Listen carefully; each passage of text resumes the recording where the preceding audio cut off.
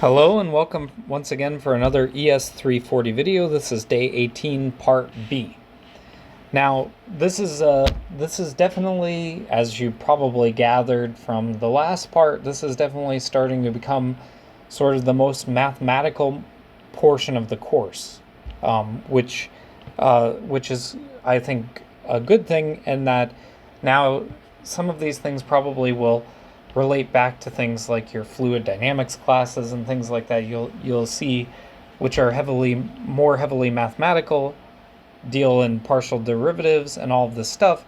But the idea here, of course, is that this class we made a bunch of simplifying assumptions at the beginning of the class that allowed us to ignore all of those types of problems, and to ignore the fact that we had partial derivatives. We kind of hid all of this, and at this point we want to bring it back.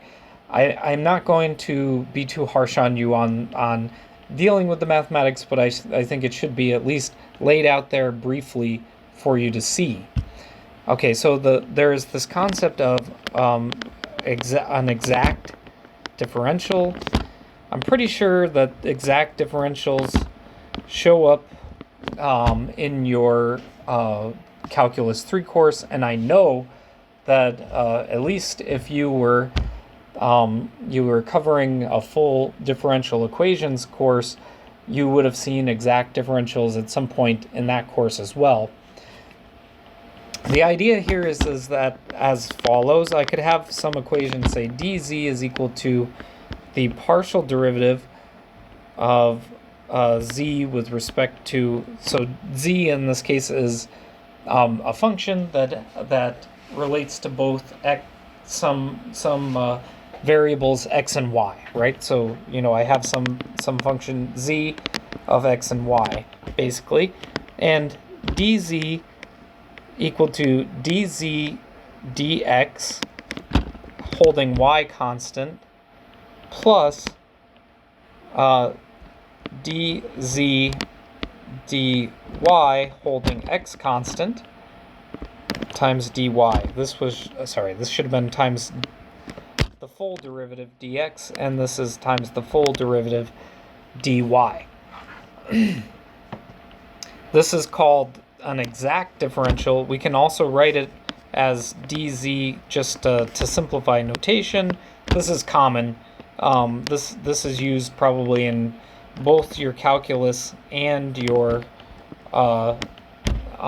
differential equations class, at least in the books that I've used in the past. That this is the way it is commonly written. Your textbook uses the same notation as well, where m is equal to dz dx holding y constant, and n is equal to dz dy.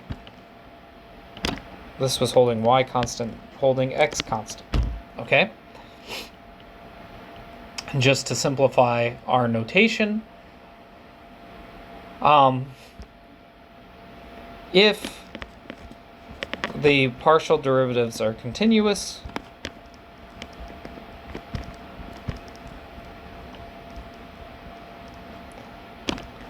then we get the partial derivative of m with respect to y holding x constant must be equal to the partial derivative of n with respect to x holding y constant. This is really fantastic. This is called the test for exactness.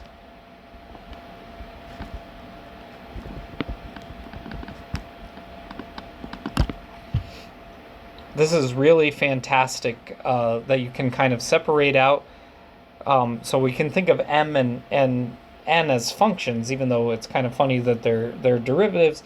Well, when you take the derivative of something, it is a function. So we're thinking of m and n as functions, and the derivative of them with respect to the opposing variables can be set equal to each other when these things are continuous. And if this does not hold true, then there is no function for which the original equation, which is this one, is true. Okay, there's no set of functions for which this is true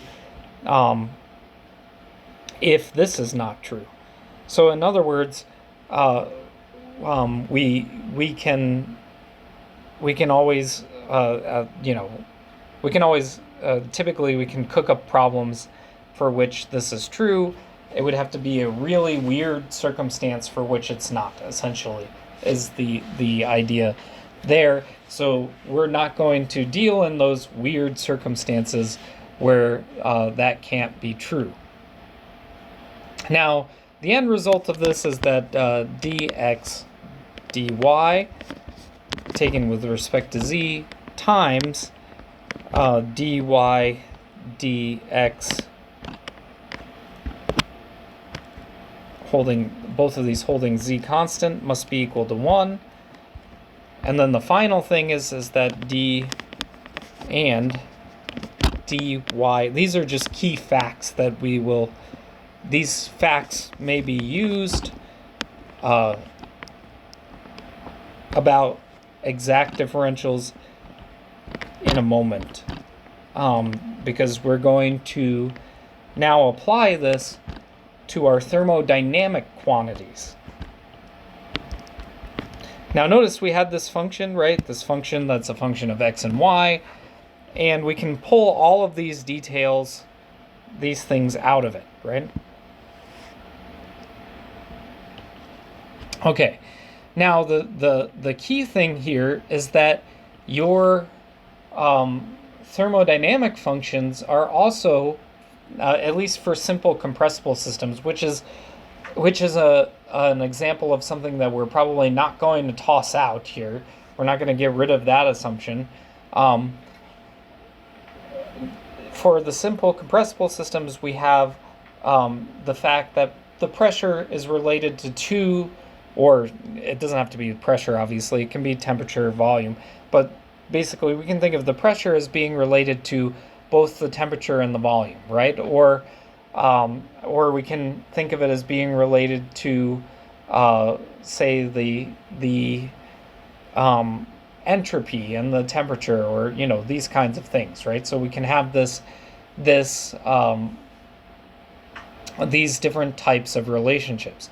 Now notice that m and n here then could be properties, and that's going to be the key idea when we're dealing with thermodynamic functions.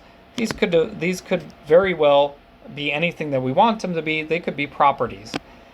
So, relation to thermodynamics.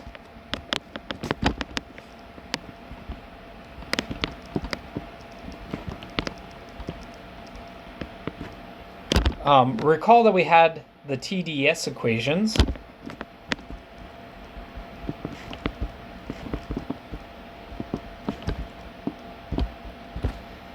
So we know, for instance, that du is equal to T times ds minus P times dV.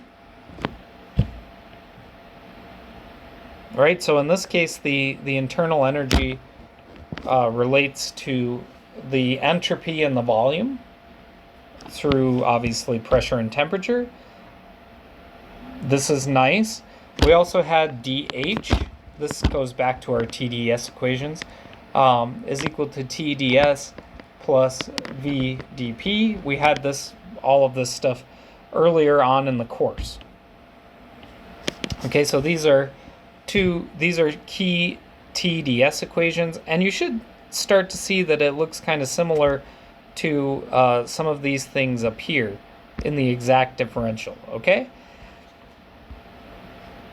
Now we are going to define a couple of functions.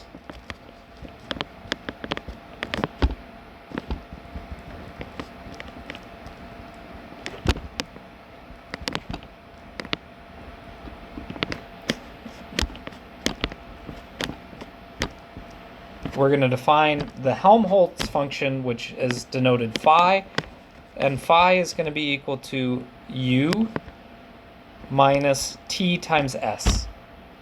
and the Gibbs function. This is capital G.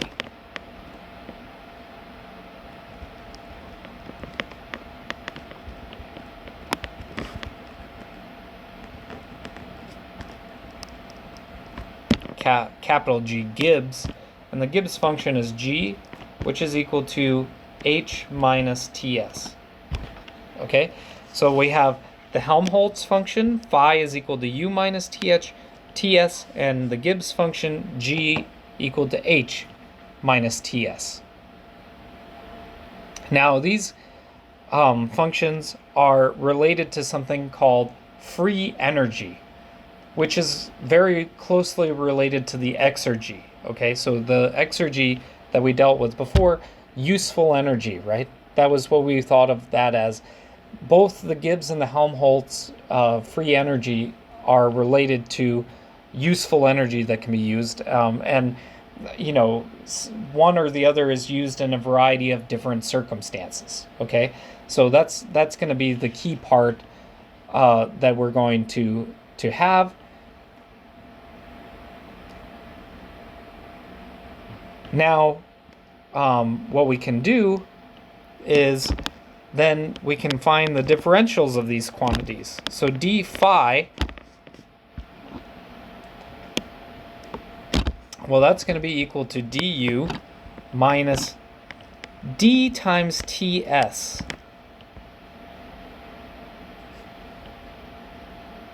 A d of ts, right?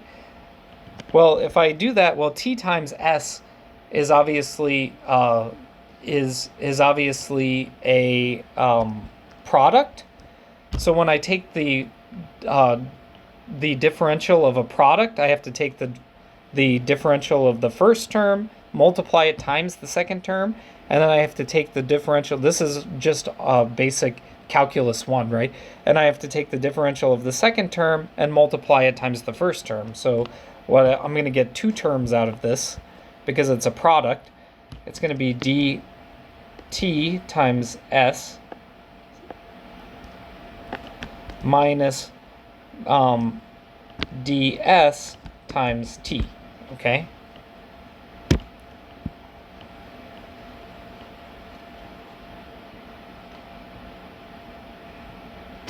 Or d phi is equal to minus p times dv minus s times dt. Okay, so far so good. Same for dg. dg, I'm not gonna bother doing the product rule part again. Just write out the actual answer, but it's the same idea. This just comes based on the product rule, or dg is equal to v dp minus s dt. Okay, so these are just nice exact differentials that we have, looking kind of similar to the differentials that we had up here. So we have multiple differentials, right? Now we can actually get what's the point of all of this whole exercise? Well, we might want to actually find properties based on these things.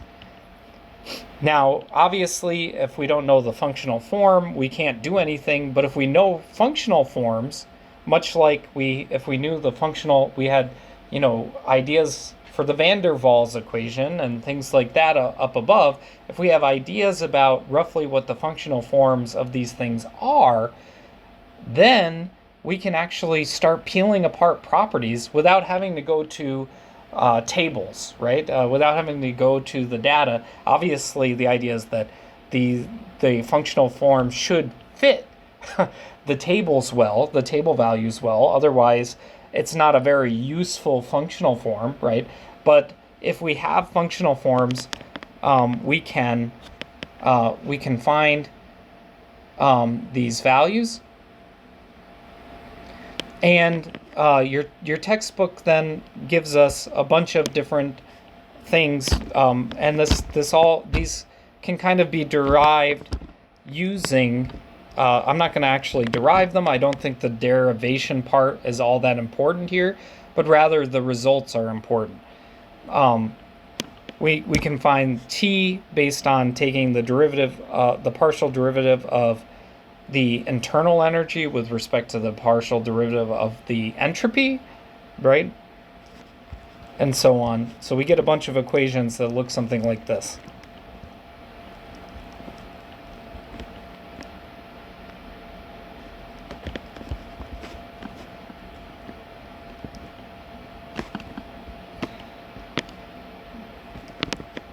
Where all of the lowercase letters out here are things that are being held constant. So this is at constant volume.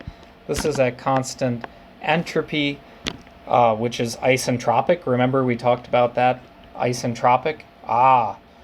This is isobaric, the constant volume, sorry, not isobaric, it's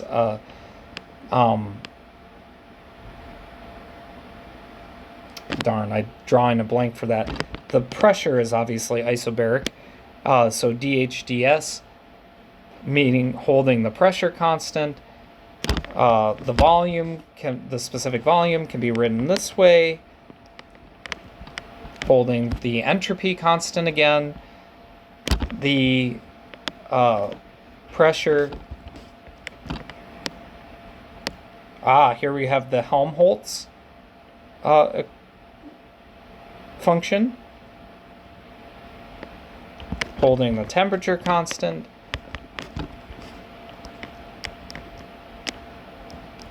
This one's holding the volume constant, the specific volume.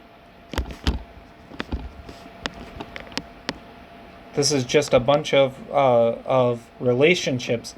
But the nice thing here, this is the Gibbs function, G, the specific Gibbs, obviously, because it's lowercase. Capital G would be the regular Gibbs, right? Those kinds of ideas. Basically, all of these relations allow us, if we know, in principle, if we know the functional forms of, say, the, what is G, right? What is G in relation to T and P? If we know the functional form, G of T and P, then we can find S, right? If we know the functional form of G in terms of P and T, here we can find the volume, the specific volume, and so on, in principle. Now, the key part then is down here, the Maxwell relations. Basically, we know du, ds, holding v constants equal to dh, ds, holding p constant, du, dv, holding s constants equal to d phi, dv, holding the temperature constant, dh, dp, holding the entropy constant is equal to dg, dp, holding the temperature constant, and finally d phi, dt, holding v constant is equal to dg, dt, holding p constant. We'll do some example problems, obviously, so that we can see how useful this kind of stuff is, but it's really useful then that we would not need to, say, go back to the tables. We can actually, if we know some of these functional forms, we can actually use these relationships to our advantage. This leads finally to the fundamental thermodynamic functions.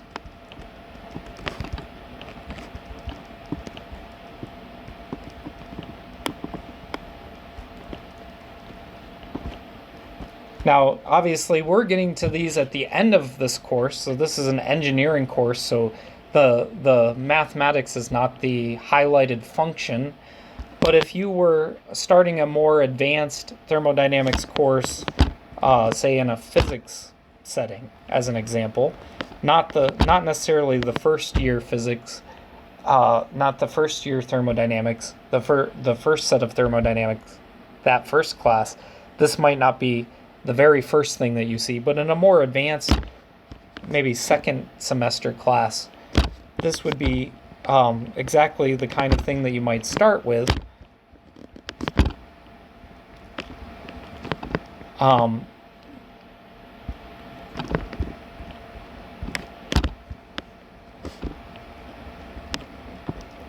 Is that if I know these four things, the internal energy, the enthalpy, the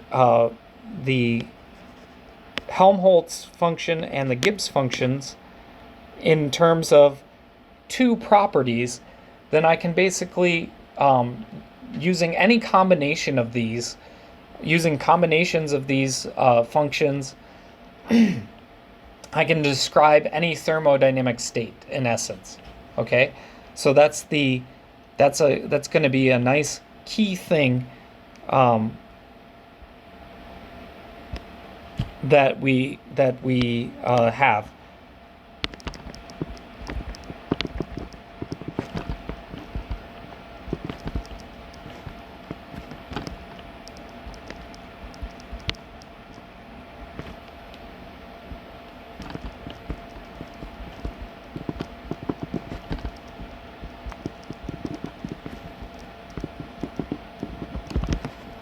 Okay, and that's all that I have for, obviously they're functions of two variables is kind of the key part there. You know, the internal energy is a function of the entropy and the volume, the specific volume. The enthalpy, the specific enthalpy is a function of the specific entropy and the pressure, and so on. That's all that I have for this set of notes. See you again soon.